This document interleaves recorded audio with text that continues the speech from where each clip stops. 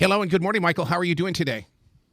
Hi, good morning. How are you? Absolutely fantastic. I got to tell you, I have had the album Higher since day one, and you have this connection on this collection of music that it continues to blow me away, especially the title track hit.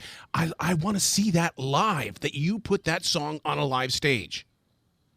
Oh, dude, it's incredible. You know what was more fun was the first time I played it with my musicians and seeing how pumped they were to play it, because it's a huge energy.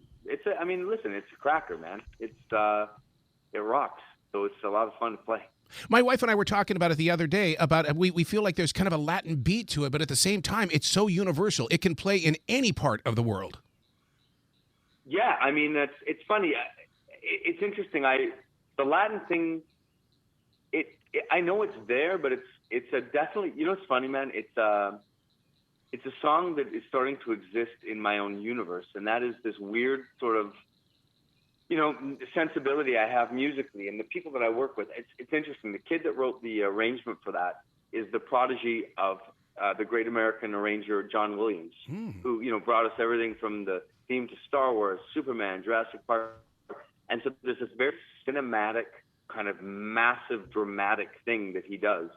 And him and I have the same sensibility. So when it came to me writing that song, I knew it was, I felt it was special, and I wanted to have that sort of, that treatment. And he got it. So, I mean, he just got it, nailed it. And the producer is a guy named Greg Wells, and my co-writer was a fellow named Ryan Tedder, who is an amazing writer. And you must play Ryan's stuff a lot. You probably play a bunch of Ryan songs. I bet we do. Yep. Yeah. So on the song "I'll Never Not Love You," this is one of those songs where it feels like that you already knew who you were singing this song to. On this side of us, we're sitting here like we're sitting with a best friend, and then you add that little EDM beat kind of to it, and then once the chorus comes in, oh my God, Michael! Yeah, dude. When I was I love telling the story. When I wrote that song, it started off as a ballad. So that chorus went, "I'll never run, leave you behind," and it was really slow. And I remember talking to my co-writer Michael Pollock and saying, "Hey man, can we add that double time feel?" And he sent me a little demo he sang at about 11 p.m. on a Friday night. I was in my boxer shorts in the kitchen, and when I heard it, I knew I don't think I've ever been so pumped so fast. I sang that song with my headphones on, danced around the kitchen till like 2 a.m. and I was I just felt like the universe. I was like, thank you, God. Thank you. 20 years later, I got a hit. This is going to be a big hit.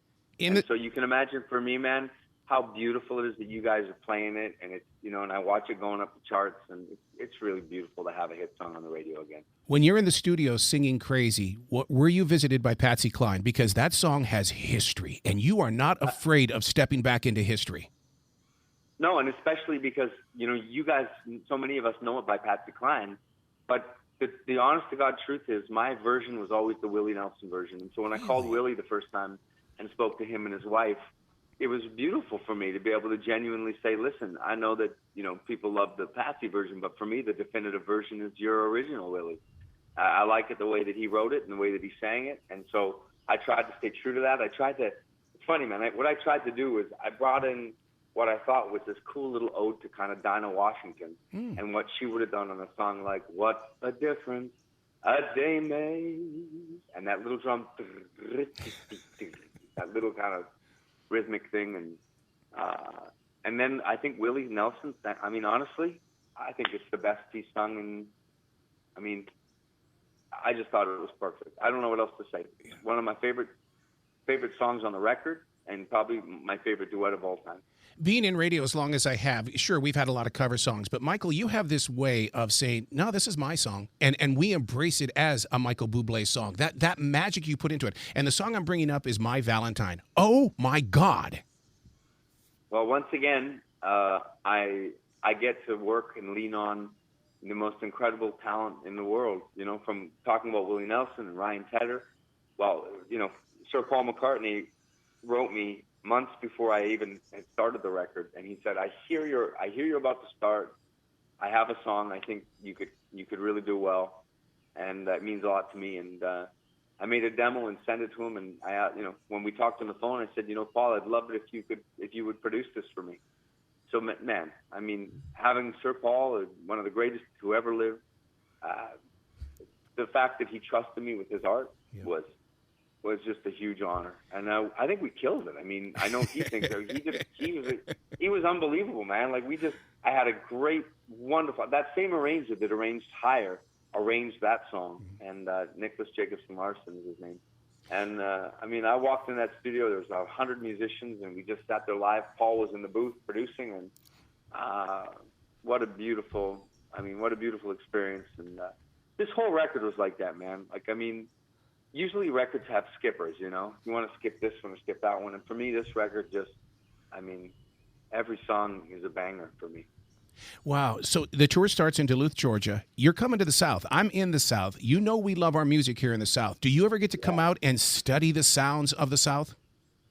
I have. Everything I do is from the South. Oh. Listen, man, I don't care if you like jazz, if you like rock and roll, if you like hip hop, if you like it all came from those roots. It came from the Delta. It came from the South. I think you may not know it, and people may not know it, but almost every kind of music that you love originated there.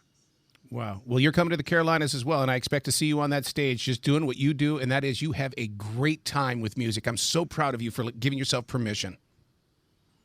Oh, thank you. It's a beautiful thing you just said, because I say this to my friends often. They say, man, your crowds are unreal. Listen, it's cool that my crowd is so diverse, too, as I look out there and I see a lot of young kids and, got black, white, gay, straight, rich, poor, everybody, young, old. But what they'll always say to me is that and many times I'll say to them, listen, I want to give the audience permission to have fun.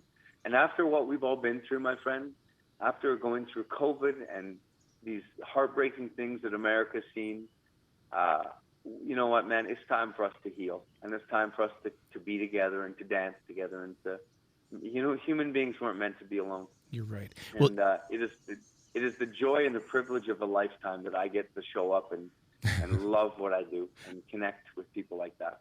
I love it. You be brilliant today, okay, sir? You too. God bless you, man. Oh, thank you. Same to you.